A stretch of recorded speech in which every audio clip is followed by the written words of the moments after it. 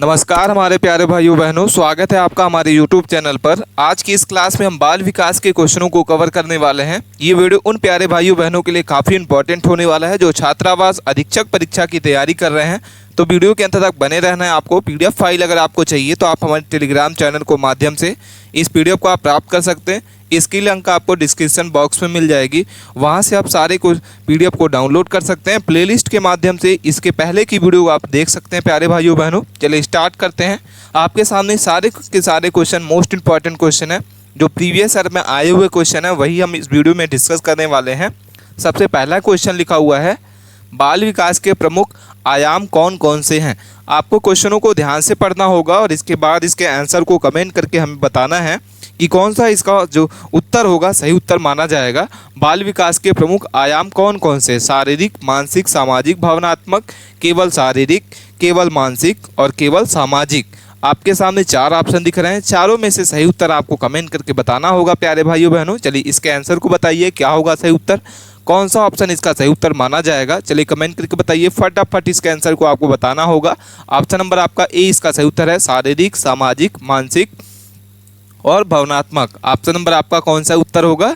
बाल विकास के प्रमुख आयाम कौन कौन से होते हैं? तो ऑप्शन नंबर आपका ए इसका सही उत्तर है। अगले क्वेश्चन को देखते हैं। क्वेश्चन नंबर लिखा हुआ है, जोन ऑफ प्रैक्सिमल डेवलपमेंट जिसको GDP कहा जाता है, JPD का संबंध किस मनोवैज्ञानिक से है? जॉन पियाजे, स्किनर, बायोस्की और कोहलबर्ग। तो सही उत्तर आपको कमेंट करके बताना है। मोस्ट इंपॉर्टेंट क्वेश्चन हम इस वीडियो में कवर कर रहे हैं। तो इसका जो सही उत्तर होगा सी नंबर हो जाएगा। क्या हो जाएगा? ऑप्शन नंबर आपका सी करेक्ट आंसर है। नेक्स्ट क्वेश्चन को देखते हैं।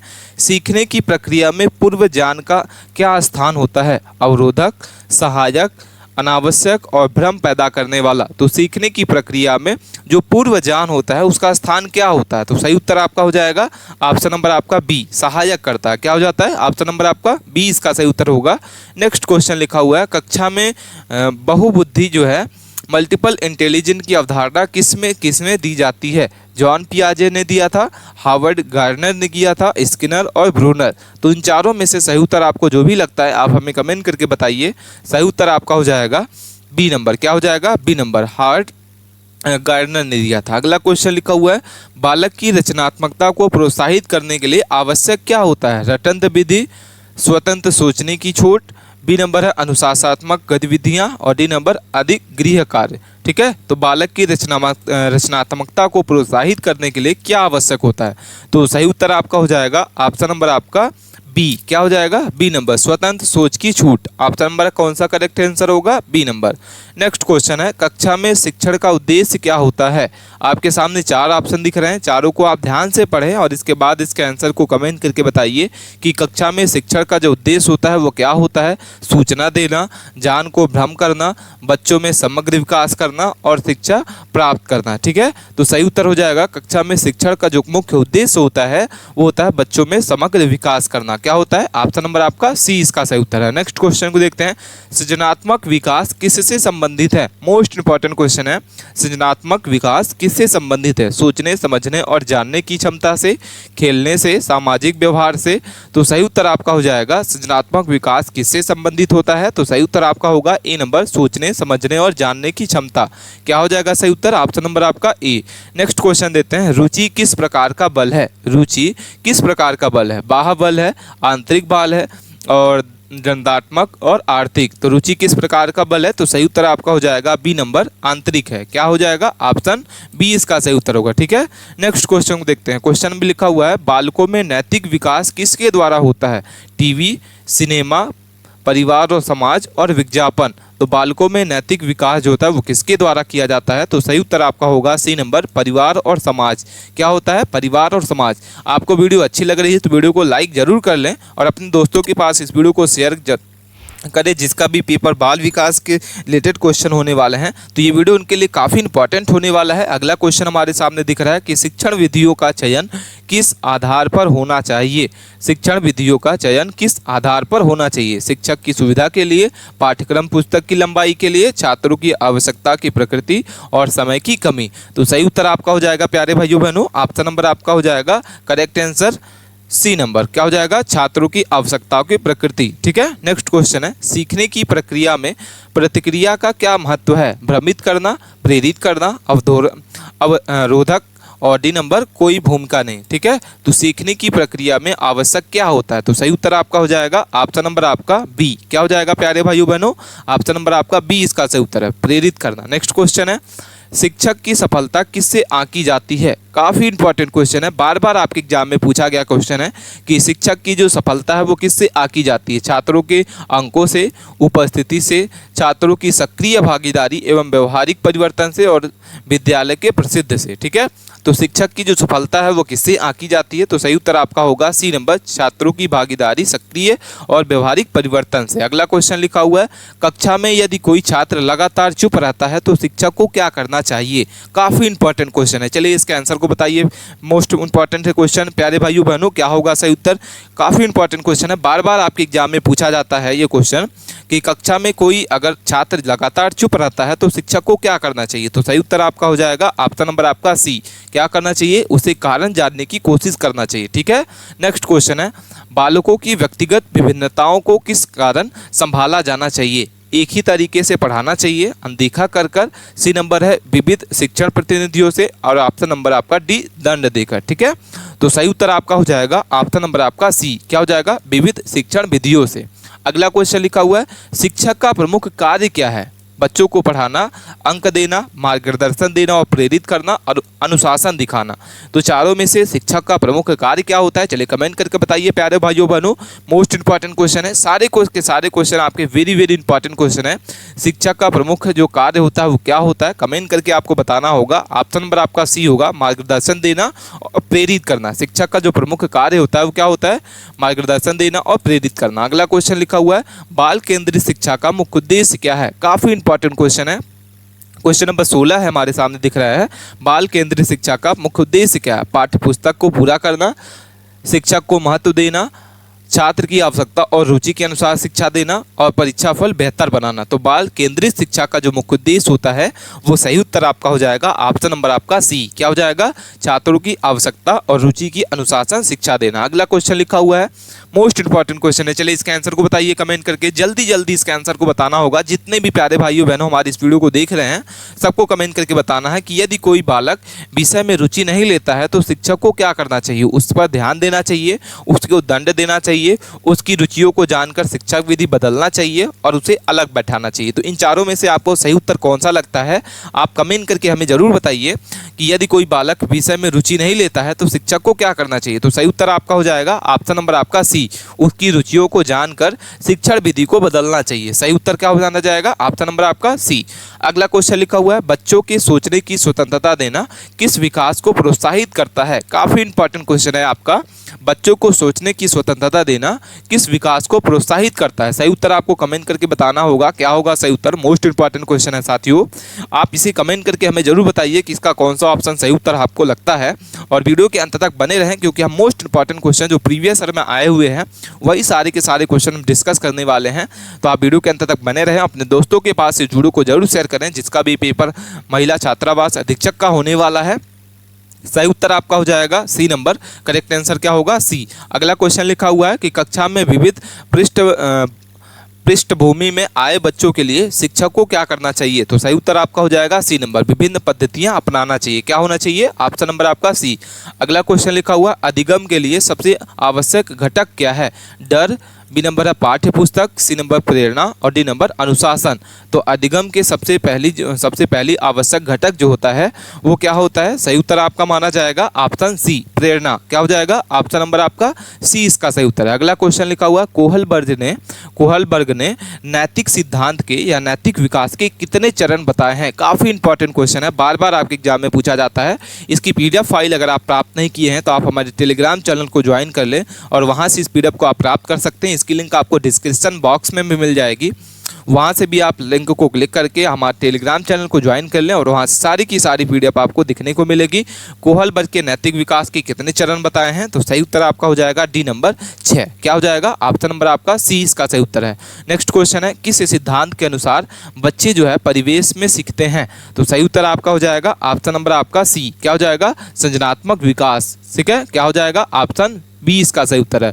अगला क्वेश्चन लिखा हुआ है, क्या लिखा है कि वह विकास बाल विकास की दृष्टि से किशोरों को मार्गदर्शन में सबसे अधिक आवश्यक क्या होता है, तो सही उत्तर आपका क्या हो जाएगा, ऑप्शन सी इसका सही उत्तर है। सामाजिक, नैतिक एवं आत्म परिचय में। क्या हो जाएगा, ऑप्शन नंबर आपका सी करेक्ट आंसर है। नेक्स्ट क्वेश्चन है, प्राथमिक स्तर पर मूल्य शिक्षा किसके द्वारा दी जानी चाहिए। काफ़ी इंपॉर्टेंट क्वेश्चन है। चलिए इसके आंसर को बताइए कमेंट करके। सारे के सारे क्वेश्चनों को आपको ध्यान से देखना है और इसके आंसर को कमेंट करके बताइए कौन सा ऑप्शन इसका सही उत्तर होगा। प्राथमिक स्तर पर मूल्य शिक्षकों के द्वारा दी जानी चाहिए कौन सी शिक्षा, चलिए कमेंट करके बताइए। सारे के सारे क्वेश्चन आपके वेरी इंपॉर्टेंट क्वेश्चन है। व्यवहार और उदाहरण, ऑप्शन नंबर आपका क्या होगा, बी नंबर इसका सही उत्तर है। नेक्स्ट क्वेश्चन है, क्या हो जाएगा, चलिए क्वेश्चन को आप देखिए और क्वेश्चन के आंसर को आप कमेंट करके बताइए क्या आपका इसका सही उत्तर आपको कौन सा लगता है, कमेंट करके बताना होगा। ठीक है, चलिए कमेंट करके बताइए। मोस्ट इंपॉर्टेंट क्वेश्चन है, सारे के सारे क्वेश्चन आपको ध्यान से पढ़ना है। इसका जो सही उत्तर होगा ऑप्शन नंबर आपका बी होगा, व्यवहारवाद। क्या हो जाएगा, ऑप्शन नंबर आपका बी। ठीक है, नेक्स्ट क्वेश्चन है 26 नंबर क्वेश्चन को हम देखते हैं कि कक्षा में जब कोई छात्र गलती करता है तो शिक्षक को क्या करना चाहिए, तो उसको क्या करना चाहिए, तो उसे दंडित करना चाहिए या उसकी गलती को शांतिपूर्वक सुधारना चाहिए। ऑप्शन नंबर आपका बी इसका सही उत्तर होगा। क्या हो जाएगा, उसकी गलती को शांतिपूर्वक सुधारना चाहिए, इसका सही उत्तर होगा। अगला क्वेश्चन लिखा हुआ है, बालक जिज्ञासु होता है, इसका क्या तात्पर्य है। ठीक है, 27 नंबर क्वेश्चन काफ़ी इंपॉर्टेंट क्वेश्चन है कि बालक अगर जिज्ञासु होता है तो उसे उसका क्या तात्पर्य होता है। वह तर्क नहीं करता, वह हर चीज़ को जानना चाहता है, वह प्रश्न नहीं करता और वह अनुशासित नहीं होता। तो इसका जो सही उत्तर होगा ऑप्शन बी इसका सही उत्तर होगा। क्या हो जाएगा साथियों, ऑप्शन नंबर आपका बी। मोस्ट इंपॉर्टेंट क्वेश्चन है, करेक्ट आंसर होगा बी नंबर। सीखने की सफलता किस पर निर्भर करती है, काफ़ी इंपॉर्टेंट क्वेश्चन है। चलिए इसके आंसर को बताइए।